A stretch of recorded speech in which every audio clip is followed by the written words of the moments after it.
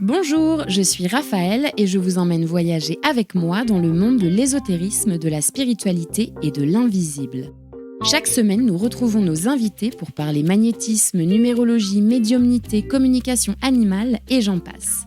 Et tout ça de manière très terre-à-terre, bien sûr. Ils retracent leur parcours qui les ont amenés à se connecter à l'autre monde et nous expliquent leur façon de voir la vie avec un grand V. Pragmatique ou non, soyez les bienvenus dans le podcast Les Mondes Subtils. Bonjour à tous, aujourd'hui je reçois Victoria qui nous parle de la thérapie par la régression dans les vies antérieures pour nous aider à clôturer certains schémas répétitifs. Elle nous raconte son histoire, sa jeunesse troublée en Australie qui l'a menée dans une quête de sens en Inde et au Japon et nous explique comment fonctionne sa discipline, le Deep Memory Process. Bonjour Victoria, merci d'avoir accepté mon invitation pour le podcast. Avec plaisir. Ouais, je suis ravie de t'avoir avec nous. Nous, on s'est rencontrés il y a quelques années. Et voilà, et ce que tu fais m'avait vraiment intriguée et je me suis dit qu'il fallait absolument qu'on t'ait aujourd'hui dans le podcast pour parler de tout ça. Alors, est-ce que tu peux te présenter pour commencer, s'il te plaît ? Oui, alors moi je suis Victoria, j'ai 53 ans, je crois. En fait, j'ai arrêté de compter, donc j'ai autour de 53 ans. Et je suis irlandaise, je suis d'origine irlandaise australienne. Donc, je suis née en Irlande, mais j'ai grandi en Australie. Et ça fait 20 ans que j'habite en France. Voilà. Ouais. Et je pratique une thérapie par la régression dans les vies antérieures. D'accord. Voilà. Qui s'appelle Deep Memory Process aux États-Unis. En fait, c'est très connu aux États-Unis et en Amérique du Sud. En Angleterre aussi, mais peu connu en dehors de ces continents. Alors, avant d'aborder la thématique des régressions, des vies antérieures, tout ça, moi, j'aimerais bien savoir comment tu as commencé ton chemin spirituel. Raconte-nous. Bonne question. Alors, moi, quand j'étais jeune, si tu veux, moi, je fais partie des personnes qui sont nées troublée, on va dire. Moi, j'ai jamais été contente. Il manquait toujours quelque chose, en fait. Et donc, même peut-être ma situation familiale était un peu compliquée, donc du coup, c'était pas évidente. Mais il n'y a pas eu de traumatisme très grave, si tu veux. Mais j'étais un peu déprimée de nature, voilà. Et très jeune, j'ai commencé à boire, à faire la fête, à fumer énormément. Et déjà à 21 ans, j'étais en burn-out total de fête, de drogue, de l'alcool. Je crois que j'étais alcoolique adolescente. Donc déjà à 21 ans, j'étais en burn-out et je me suis dit, là, je vais quitter l'Australie, je voulais voyager. Je suis partie en Inde et j'ai passé 6 mois en Inde toute seule. Et c'est comme, en arrivant en Inde, c'était comme si j'avais rentré chez moi. Pour la première fois, je me sentais chez moi, si tu veux. Et l'Inde, c'est un pays où il y a une tradition spirituelle très importante. Donc, en lisant les anciens textes, le Bhagavad Gita et tous les anciens textes, et en rentrant un peu dans la culture, j'ai eu des prises de connaissances et en fait, il y avait quelque chose qui était... c'est comme si j'ai vécu une renaissance là-bas en Inde, en fait. Plutôt psychologique, mais enfin, j'avais trouvé du sens et des explications. Et quelque chose de très... Voilà, dans les Védas, dans les anciens textes indiens, il y a énormément de sagesse. Voilà. J'étais très malade, donc j'ai eu des problèmes physiques en Inde. En fait, mon corps se détoxifiait parce que j'avais arrêté de boire en Inde. On ne boit pas d'alcool et on peut fumer quand même. Mais bon, voilà, donc mon corps se détoxifiait. Donc c'est vrai que j'ai eu pas mal de problèmes physiques, mais en dehors de tout ça, même avec des problèmes physiques, en étant un peu malade là-bas, j'ai eu des prises de conscience énormes et ça m'a complètement transformé ma vie. Et je pense que mon chemin spirituel, il a vraiment commencé très fort là. Mais c'est génial parce que c'est tôt, quoi. À 21 ans... Et oui. Mais j'étais vraiment déjà en burn-out à 21 ans. J'avais déjà fait tellement de fêtes et de choses que je suis allée très loin quand même, très jeune déjà. Et j'imagine que tu devais ressentir un mal-être que tu n'arrivais pas vraiment à expliquer, en fait. Oui, exactement. J'avais beaucoup de problèmes pour m'exprimer, en fait. Et comme beaucoup de personnes, en fait, il manquait toujours quelque chose. Sinon, j'ai pas eu de, comme je disais, j'ai pas eu de traumatisme. J'ai pas eu d'enfance, quand même. Même s'il n'y a pas de violence ou de choses très graves, voilà. Il y a des familles où ça se passe. Et même moi, dans ma famille, en fait, j'étais toujours la mouton noire, en fait. Je me sentais jamais à ma place. Voilà. Donc, plein de petits malaises comme ça. Rien de très, très grave, mais bon, bref. Ouais, j'adore quand les gens mentionnent ça, en fait. Être à sa place. Ça veut dire quoi, être à sa place? Et ouais. Et le mal-être qui vient quand justement tu ne te sens pas à ta place. Et encore pire quand c'est dans ta famille, parce que tout le monde est censé se sentir à sa place. Exact. Dans sa propre famille. Donc, ça nourrit ce mal-être-là. Mais je pense que c'est... Il y a tellement de gens qui ressentent ça, en fait. Mais c'est pas facile. Non. Et alors, du coup, comment est-ce que tu as compris qu'on avait des vies antérieures? En fait, après... Donc, je suis restée 6 mois en Inde. Et ensuite, j'avais une copine qui était au Japon, qui m'attendait, en fait. Et j'avais tout dépensé. Et donc, je voulais aller travailler pour pouvoir retourner en Inde, tellement que j'étais bien là-bas. Et à l'époque, on avait des facilités pour travailler au Japon. Et en arrivant au Japon, c'était assez incroyable, en fait. Comme en Inde, en fait, mais en plus fort, c'était vraiment, vraiment pour moi comme si j'avais rentré chez moi. Donc, ces 2 pays-là, en fait, m'ont vraiment touchée et m'ont marquée. Et je me sentais beaucoup plus à l'aise là-bas qu'en Australie. C'est vrai que, vu que j'ai émigré en Australie, ma famille, en fait, je suis arrivée en Australie, j'avais 1 an, donc j'ai grandi avec toute ma famille en Irlande. Donc, j'ai grandi sans la famille, je n'avais pas de famille autour, donc c'était un peu particulier, j'étais un peu... je me sentais très isolée, en fait, si tu veux. Peut-être ça s'explique par ce fait, mais c'était plus que ça, c'était beaucoup plus subtil, en fait. C'était juste, je me sentais plus à l'aise au Japon que, voilà, comme si j'étais chez moi, sauf que ça, moi, c'est pas ma culture, en fait. Donc, voilà. Donc, ça, là, c'était quelque chose de très fort. Et en fait, au Japon, par exemple, je travaille avec une astrologue et c'est là où j'avais, pour la première fois, spontanément fait une régression, en fait. Je faisais un travail sur l'astrologie et spontanément, je suis partie, en fait. Et j'ai commencé, donc, c'est-à-dire que j'ai commencé à revivre une expérience dans une vie antérieure qui n'avait rien à voir avec ma vie actuelle. Je me rappelle, et en fait, j'ai raconté ça à la personne avec qui je travaillais. Je disais, je ne sais pas qu'est-ce qui se passe, mais là, je suis un homme très puissant et je suis devant des milliers de personnes. J'ai beaucoup de pouvoir et je sens que je suis quelqu'un de pas bien, en fait. Voilà, donc je sens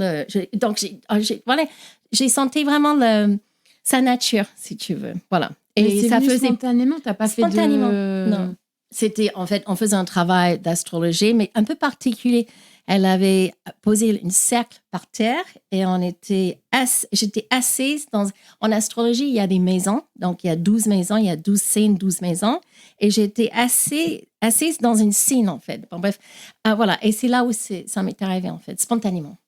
Voilà. Et quand on revit des vies antérieures, on le revit pleinement. C'est dans le corps, on ressent des choses physiques, aussi bien que des sentiments. Et moi, j'avais je voyais tous les gens devant moi et c'était complètement flippant. Voilà, la première fois. Ça m'a fait vraiment très peur. Ok. Et comment t'expliquerais le concept de réincarnation aux gens qui n'y croient pas ou doutent? Pour toi, c'est quoi le but de la réincarnation, en fait? Oui. Ça, c'est une très grande question parce que... Mais tellement intéressante. Ça veut dire pourquoi on est là? Pourquoi on est là, exactement. Pourquoi la réincarnation? Est-ce que je peux te donner... Enfin, moi, ce que je crois, oui, Et c'est pas du tout, je n'ai pas la vérité, hein, c'est juste ce que j'ai capté en fait de tous les écrits, enfin de tout ce que j'ai lu, et voilà. Pour moi, en fait, on est constamment sur un chemin d'évolution, c'est-à-dire qu'on a besoin de vivre des expériences pour que l'âme évolue. Et que la Terre, c'est un peu un terrain de jeu. Absolument. De lila. Dualité, voilà, c'est ça. En sanskrit, c'est lila. Voilà. Et qu'en fait, il faut connaître la haine pour connaître l'amour et tout ça. Et en fait, il faut vivre les opposés pour apprendre de nos expériences. Tout à fait. Et que c'est pour ça que, en fait, on vit, on meurt, on y retourne. Et constamment, et avec des objectifs différents à chaque fois. Tout à fait. Et c'est pour ça qu'on ne se souvient pas, en fait, des autres vies, parce que la vie, c'est tellement dur que si on se souvenait imaginons rien que 100 ou 1000 vies où on a fait des choses absolument ignobles, où on a subi des choses horribles, c'est pas possible, quoi, de continuer avec tout ce bagage-là. Tout à fait. Non, mais ce que tu dis, c'est tout à fait vrai. Et j'y crois, mais pas complètement dans le sens où on est... C'est vrai que la plupart du temps, on dit qu'on est là pour... L'âme, il voudrait évoluer. Mais je sais pas, en fait. Je sais pas s'il y a vraiment une but à la fin. Tu vois, c'est pas comme si on doit perdre 5 kilos et on va arriver. Tu vois, et on va tout faire pour... Je sais pas si c'est vraiment ça, en fait. Maintenant, j'ai un peu changé d'avis dans le sens où c'est un jeu. C'est un jeu. On vient pour avoir des expériences. Et effectivement, dans le travail, quand on revisite des vies antérieures, on se rend compte que, en fait, si tu veux, si on vient travailler, explorer un complexe comme l'abandon, on constate qu'on va avoir des vies où on a été abandonné par les personnes, où on subit l'abandon, mais pas seulement. En fait, c'est comme si on va étudier le complexe de tous les côtés. Ça veut dire qu'il y a des vies où nous aussi, on va abandonner les gens. Donc, c'est vrai on constate qu'on vient pour avoir toute la gamme d'expériences, en fait. Donc, il n'y a pas de bien et de pas bien, si tu veux. Ce sont des expériences. En fait, notre âme, tu vois, on a une partie de nous qui est éternelle. C'est notre âme, c'est notre être supérieur qui est éternel. Peu importe ce qui se passe, il y a cette partie de nous qui est toujours connectée avec là-haut, avec la lumière, et qui sait pourquoi. En fait, cette partie de nous sait pourquoi on est là où c'est, parce que voilà. On dit que parfois qu'on s'engage à avoir certaines expériences avant de venir, et même les pires, même les choses les pires qu'on peut imaginer, c'est vrai que ça fait bizarre parce que ça veut dire qu'on était d'accord avant de venir de traverser de telles choses. Et quand on arrive ici, c'est beaucoup moins rigolo qu'en quoi. Dans le travail que je fais, en fait, c'est un travail thérapeutique. Nous, on a une blague, on rigole en disant qu'on n'est pas des guides touristiques.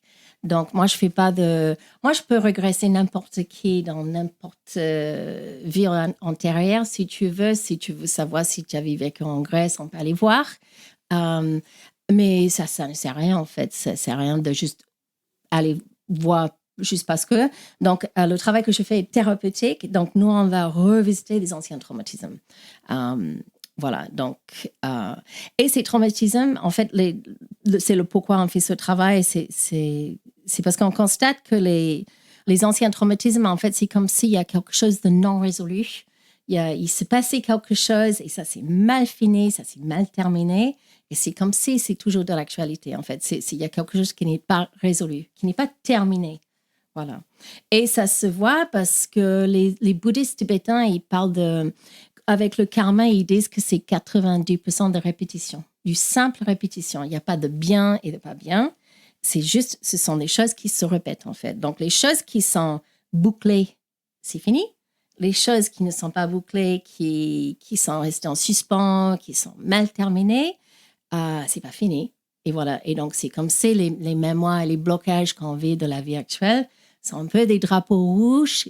Genre, voilà, c'est pas encore fini. Voilà, il y a du travail à faire. Et comment elles se traduisent, ces mémoires? C'est-à-dire dans la vie actuelle? Ouais, comment des gens qui ont des mémoires de vie antérieure ou alors des choses justement non résolues, Est-ce qu'il y a différentes manières, enfin, est-ce qu'elles se traduisent de manière différente? Par exemple, des rêves récurrents, des phobies qui sont absolument inexplicables, Oui. des choses comme ça. Justement, ce sont des blocages qui sont inexplicables et récurrents. Donc, on ne sait pas pourquoi. Et c'est le genre de truc que j'ai jamais assez d'argent, ou je rencontre toujours le même type de mec, ou j'ai toujours des problèmes dans les relations. C'est toujours cette dynamique dans les relations. Je ne sais pas pourquoi. Ça, tu vois, c'est toujours la même chose. Donc, ce sont des choses qui se répètent. Voilà. Et des phobies qui sont inexplicables, voilà, et qui sont récurrents. Ça. Avec les phobies, ça peut être, en fait, il peut y avoir un déclencheur aussi. Il peut y avoir un événement dans la vie, quelque chose qui s'est mal passé, et depuis, on a peur. Donc, par exemple, ça peut se passer sur un train, peut-être il y a une agression ou quelque chose sur un train, et depuis, à chaque fois qu'on monte sur le train, c'est comme si, tu vois, les trains, c'est le déclencheur de la crise d'angoisse. Et justement, ça fait partie de mon travail de deviner le déclencheur des crises d'angoisse. Quand c'est si clair que ça, on peut facilement faire un travail, c'est-à-dire qu'on va revisiter l'événement, ce qui s'est passé, l'agression sur le train, et on va faire un travail pour que ça soit bouclé, en fait. Voilà. On va faire ce qu'on n'a pas pu faire. Parce que souvent, dans les agressions ou quelque chose comme ça, on n'a pas pu se défendre. Donc, quand je dis qu'on va faire en sorte que ça soit résolu, ça veut dire qu'on va faire ce qu'on n'a pas pu faire. Voilà. Et une fois que c'est fait, on voit la différence, on sent la différence. Oui, il y a un truc qui se dégage, quoi. Et avec les vies antérieures, c'est un peu la même histoire. C'est-à-dire qu'il s'est passé quelque chose qui s'est très mal terminé. Souvent, parfois, quand on voyage, on va dans un endroit et on se sent bien, quoi. Tu vois, on est, qu'est-ce qu'on est bien là. C'est comme je disais tout à l'heure, c'est comme si on rentre chez nous, quoi. Donc, ça chez moi, c'était toujours très fort. Et ça peut marcher dans l'autre sens aussi, où on voyage et on déteste un endroit. Moi, quand je suis arrivée à Marseille, il y a 25 ans, c'était une souffrance d'être là. Je détestais Marseille. Et en formation, j'ai fait une régression où justement j'ai revisité une vie à Marseille qui s'est très mal passée, et ça a expliqué pourquoi j'avais cette résistance, ces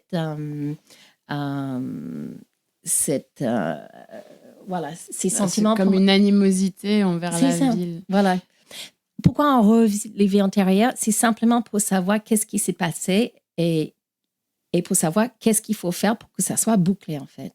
Voilà. Donc, moi, je parle une demi-heure avec ma cliente avant de commencer. C'est-à-dire que on va parler, donc, la personne vient avec une demande. Qu'est-ce que vous voulez travailler? Quel est le blocage que vous voulez travailler? Je n'ai jamais assez d'argent, par exemple, quelque chose comme ça. Donc, la science, la régression va être vraiment ciblée par rapport à cette demande, mais je vais aussi demander par rapport à cette vie s'il y a eu des traumatismes dans l'enfance, juste pour savoir, voilà, donc c'est une interview de 30 minutes, et on va remonter et revisiter un ancien traumatisme complètement ciblé par rapport à la demande. Après, ce qui vient, en fait, c'est la personne qui fait la régression. Donc, c'est moi qui guide la personne, mais c'est la personne qui va revisiter la vie antérieure, c'est la personne qui fait tout le travail, que j'aime beaucoup dans ce processus, parce que c'est pas moi qui fais le travail pour la personne, ça vient de la personne, donc c'est beaucoup plus fort. Oui, c'est pas intrusif en plus. Exact. Et c'est ni moi, ni la personne qui va déterminer ce qui va se passer, qui va déterminer la vie antérieure qui va revisiter. En fait, c'est parce que ça vient de l'inconscience. Donc, c'est l'inconscience qui va remonter ce que la personne est prête à traverser. Il y a une espèce d'intelligence innée dans ce travail et dans l'inconscience, c'est-à-dire qu'on ne va pas revisiter quelque chose qu'on n'est pas en mesure de traverser. Parce qu'il y a eu des horreurs. Il y a vraiment dans l'histoire de l'humanité, on voit bien qu'il y a eu des horreurs qui se sont passées. Voilà. Et en faisant un travail, une thérapie par la régression, on revisite ce qu'on est prêt à aborder et à travailler. Voilà. Oui. Donc ça, c'est plutôt rassurant, parce que c'est vrai que pour beaucoup de personnes, avant de venir travailler avec moi, c'est flippant. Voilà, parce qu'on a peur, ça fait un peu peur en fait, parce qu'on ne sait pas qu'est-ce qui va se passer. Et même moi, après des 4 ans des semaines et des semaines de formation où on faisait des régressions sans arrêt, c'est vrai que ça fait peur. Parce qu'on sait quand on va revisiter quelque chose de vraiment pas très gai. Mais ça ne dure pas trop longtemps. On ne reste pas juste assez de temps pour constater les faits et ensuite on avance dans l'histoire. Voilà, donc voilà, je suis pas là pour. Voilà, mon but c'est pas de torturer les gens en revisitant des horreurs. C'est vraiment c'est juste pour savoir vite fait. Et après, avec moi, je fais des séances de 3 heures. C'est 3 heures vraiment très intenses. Mais au bout de 3 heures, il y a vraiment des choses qui lâchent. Et après la séance, c'est plus comme avant. Voilà. Et j'ai vraiment beaucoup de témoignages des clients qui vraiment on constate la différence après. C'est assez marquant. Et alors, en fait, ma question aussi, c'est quand tu fais ces thérapies de régression, comment tu aides les gens à dépasser ces blocages-là ou à fermer le dossier, en fait? C'est quoi la technique? Oui, tout à fait. Ben, justement, c'est comme je disais, en fait, quand on revisite une ancienne traumatisme qui n'est pas résolu, qui n'est pas terminé, c'est parce que on n'a pas pu se défendre, on n'a pas pu s'échapper, on n'a pas pu dire des choses. Et pour que ça soit résolu, il faut absolument qu'on arrive à le faire, en fait. Sinon, on est toujours un peu victime, entre guillemets. Donc, ça fait partie du travail. Donc, ça veut dire que... et en fait, c'est aussi important pour le corps physique que pour le mental et au niveau émotionnel. C'est-à-dire qu'au niveau émotionnel ou mental, on va dire ce qu'on n'a pas pu dire. Mais le corps, lui aussi, il a ses mémoires à lui. C'est-à-dire que si on a été, on prend un exemple, si on a été pendu, par exemple, le corps, il a simplement besoin qu'on enlève le cordon. C'est pas plus compliqué que ça. Et donc, on peut faire 20 ans c'est pas en parlant que le corps, il va être soulagé. Que, voilà. Donc, le corps, j'utilise des accessoires. Voilà. Donc, ça veut dire que je vais carrément mettre quelque chose autour du cou pour que la personne ressent pleinement la douleur. Et dans le travail, il va arriver un point, il va falloir enlever le cordon. Et c'est extrêmement libérateur. C'est enfin, on est libéré, quoi. Voilà. Donc, en gros, c'est ça. Il y a aussi la partie chamanique, c'est-à-dire que tout ce qui est recouvrement d'âme, quand il s'agit de traumatisme, en fait, souvent, il y a un effet de dissociation. Il y a la conscience qui va dissocier pendant les faits, parce que c'est tellement insupportable à vivre, en fait. C'est par question de survie que tout naturellement, la conscience va s'échapper. Il va aller ailleurs. Et les gens qui subissent des accidents de voiture, des douleurs très importantes, souvent, ils disent que, je ne sais pas, mais pendant quelques minutes, je n'étais pas là. Voilà, donc c'est là où vraiment la conscience est partie loin, quoi. Oui, ou comme ce que je te disais tout à l'heure, des gens qui ont vécu des choses très violentes physiquement, par exemple, ou des abus ou des choses comme ça, et qui occultent pendant des années, et d'un seul coup, 20 ans après, bam, ça revient, tu vois. Oui. Ça, pour moi, c'est un peu le même concept. C'est en fait Absolument. ta conscience qui dit, non, là, Tout à fait. Je peux pas. Je peux pas gérer ça. Tout à fait. Là, c'est comme si on éteint la lumière complètement et on n'est plus là, quoi. Et c'est pour ça que nous, dans le travail, on met autant d'importance sur le corps physique, parce que on revisite des anciens traumatismes. Et qu'est-ce qui se passe? Tout naturellement, la conscience va dissocier.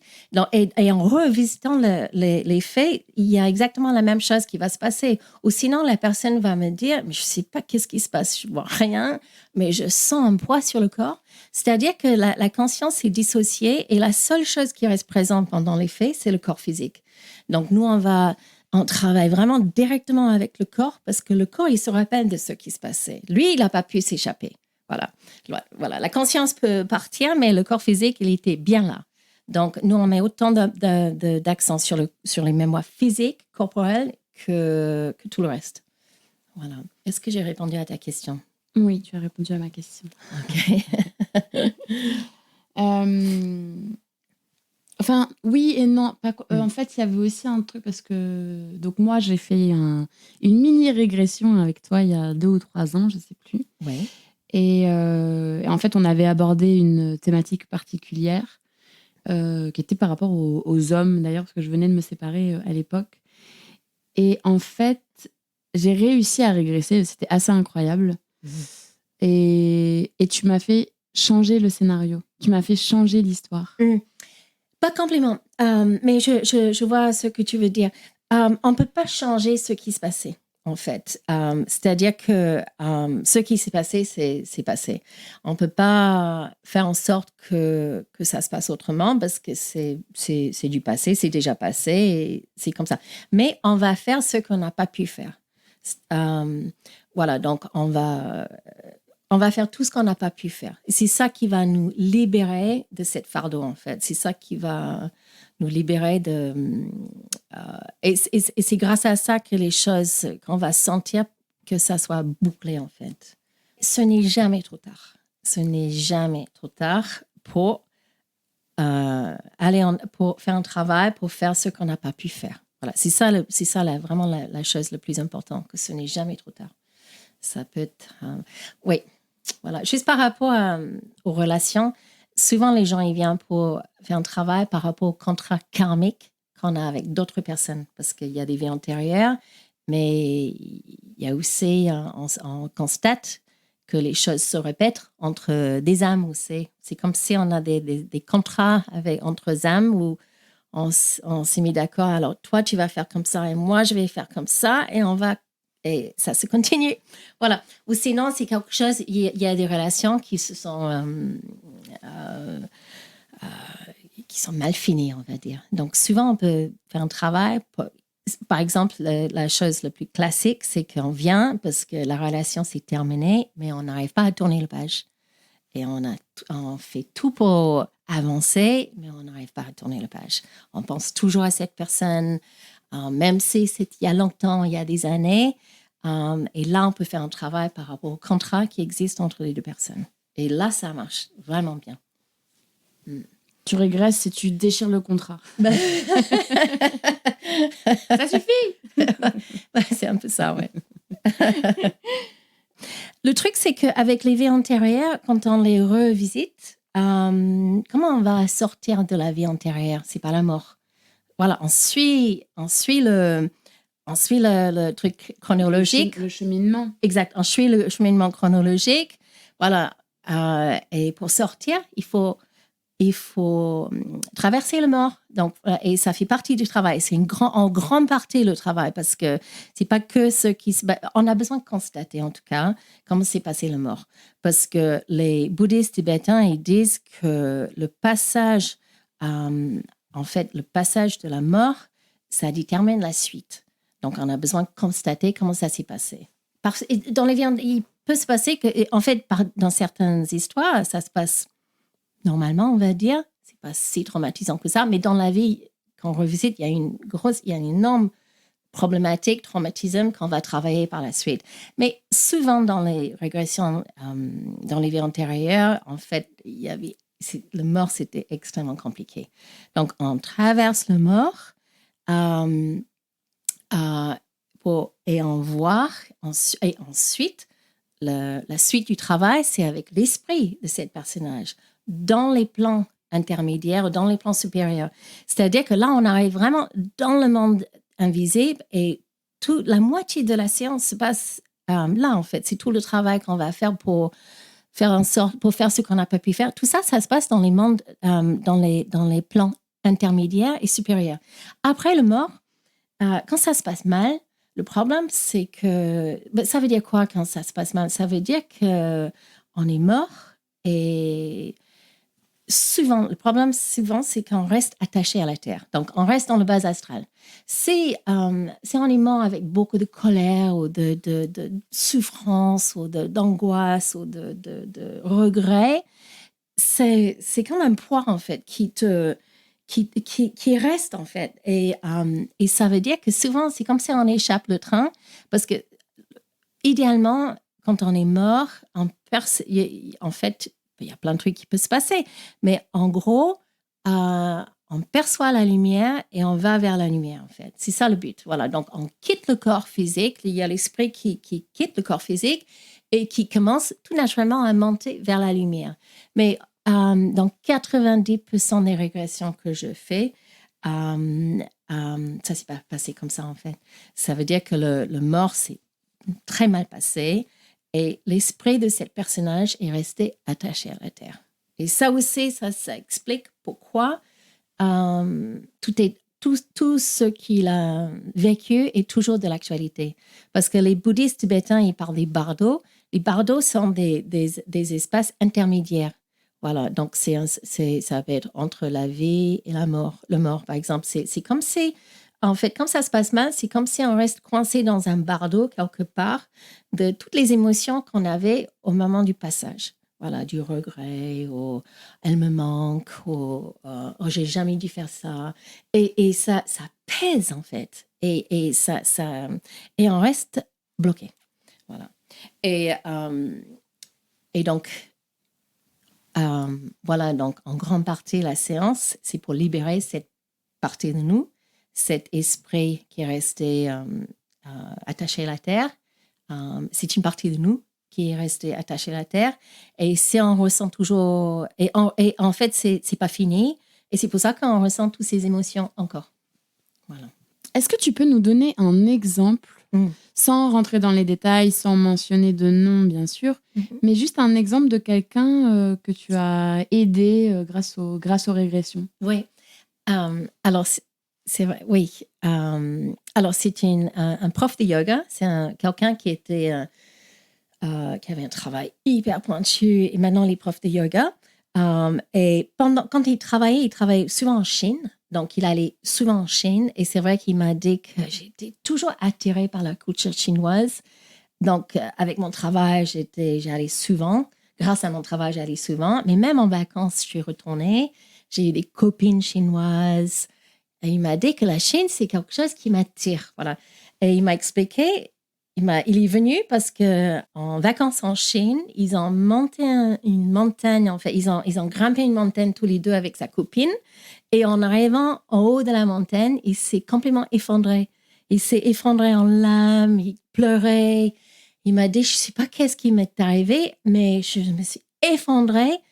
Sur cet endroit, j'avais l'impression que de retourner revisiter un endroit hyper important pour moi. Et il m'a dit, j'ai rien compris de ce qui se passait. Il m'a dit, d'habitude, je pleure pas, mais il m'a dit, il y avait quelque chose de plus fort que moi. Et il m'a dit, je me suis toujours demandé, mais pourquoi cette réaction en haut de cette montagne quand j'étais très contente. Et après, il m'a dit il y avait énormément d'émotions. Donc, voilà, donc on a fait une régression par rapport à ça. Et donc, on a revisité cet endroit et il y avait toute une histoire par rapport à cette vie pour lui en Chine, mais c'était hyper détaillé. Il y a des vies qui sont très détaillées, il y a plein de nuances et tout ça, d'autres qui sont beaucoup moins compliquées, mais c'était une vie. Il avait vécu jusqu'à 99 ans et il y avait tout un cheminement dans sa vie. Bon, bref. Et en fait, cet endroit, c'était c'était le village. Il y avait le village de sa famille. Voilà. Donc, cet endroit, c'était hyper important pour lui dans cette vie, en fait. Voilà. Donc, en fait, tout a été expliqué par la régression. Et il était tellement content de savoir et voilà. Et de plus poser la question sur ses liens avec le pays. Ouais. Quoi. Donc, c'était pas que pour savoir qu'est-ce qui se passait sur cette montagne dans une vie antérieure. Il y avait aussi un travail très fort au niveau blocage émotionnel de la vie actuelle. En fait, tout est lié, en fait. Et ça, c'est intéressant. Quand les gens ils viennent, je demande, mais qu'est-ce que tu voudrais travailler? Souvent, on m'a dit, en fait, il y a plein de trucs. Et donc, une liste, tous les blocages et tous les trucs qui ne vont pas. Et parfois, dans la régression, on constate toutes ces nuances, en fait. C'est assez incroyable parce qu'on croit que ce sont des choses qui n'ont rien à voir, qui n'ont pas de rapport. Mais finalement, il peut y avoir toutes ces nuances, en fait, qui... il y a tout qui se regroupe, en fait. Oui, Oui. Et comment t'en es venue à faire ça, en fait? Dans ma vie, j'ai fait beaucoup de formations, mais toujours pour moi, parce que j'allais pas bien et j'étais toujours à la recherche de paix, ou on peut dire autrement, d'être moins en souffrance, en fait. Voilà. Depuis toujours dans ma vie, j'étais jamais satisfaite, en fait. Il manquait toujours un truc. Et même si je regardais ma vie, je me disais, mais en fait, ouais, j'ai une vie plutôt cool. Quelle chance. Je n'étais pas complètement heureuse. Et voilà, donc toujours des thérapies, toujours des formations. J'ai jamais pensé pouvoir aider les autres. C'était inimaginable pour moi de travailler comme thérapeute, en fait. C'était uniquement pour moi. Si je faisais des formations avant de trouver le travail que je fais aujourd'hui, si je faisais des formations, parce que je suis formée en plein de trucs, en géobio, en feng shui, élixir de fleurs de bouche. Fleurs de bac? Non, bouche australien. OK. Voilà. J'ai fait toutes ces formations pour moi, mais c'est vrai que quand j'ai fait la formation de Deep Memory Process, de thérapie par la régression, je crois que c'est là, pour la première fois, j'avais compris que peut-être. En fait, ça m'a tellement aidé moi-même de dépasser autant de peur et de blocage que enfin j'avais compris que oui, je pouvais en fait faire ce travail et avec d'autres personnes. Et au départ, c'était pas mon but en fait. Est-ce que tu te sens heureuse aujourd'hui? Est-ce que tu te sens en harmonie, dirons-nous? Oui.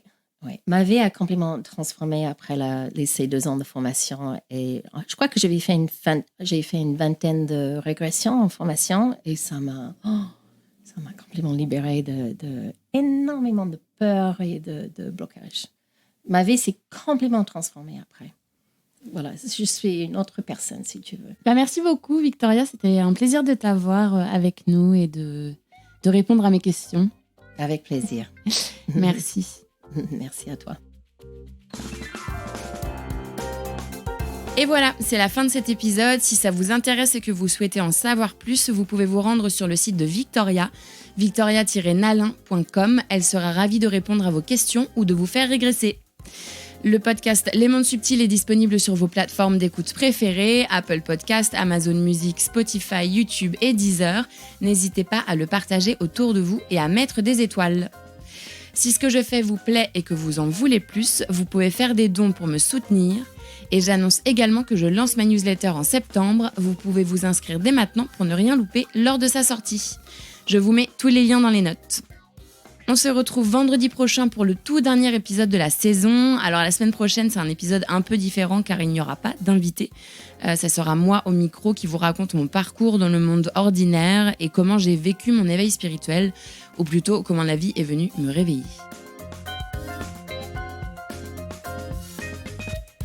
Je voudrais remercier plusieurs personnes sans qui ce projet n'aurait pas pu voir le jour. Merci déjà à tous les invités pour leur temps, leur confiance et leur bonne humeur. J'ai vraiment adoré mes moments avec chacun de vous. Un grand merci à ma chou, ma sœur de cœur, Alix de Crécy, qui s'est occupée de la stratégie digitale et qui m'a encouragée à aller au bout de ce projet. Un grand merci aussi au brillantissime directeur artistique Éric de Crécy pour toute la création visuelle que je trouve tout simplement sublime. Merci à Alice Krief des Belles Fréquences qui a réalisé le mixage et réparé mes petites erreurs. Merci à ma sirène, Marie Sala, pour son écoute et son soutien. Et enfin, un grand merci à Baboun et Mamouchka de toujours me suivre dans mes aventures folles. Allez, salut, à la semaine prochaine!